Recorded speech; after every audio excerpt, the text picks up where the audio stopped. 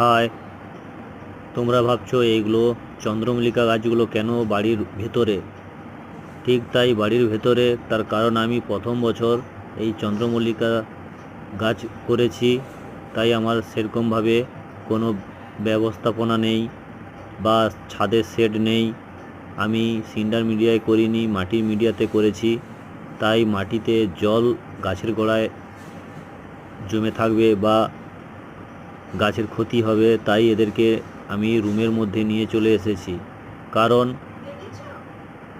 না হলে আমি গাছগুলোকে টিকিয়ে রাখতে পারবো না। রুমের ভিতরে নিয়ে এসে এদের উপরে লাইট থেরাপি করে দিয়েছি, আর কিছু না, তাই এইরকম আমার গাছগুলো হয়েছে। আর এদের অনেক ট্রিটমেন্ট লাগে। নেক্সট ভিডিওতে আমি আস্তে আস্তে সব দিতে থাকবো। আজকের মতন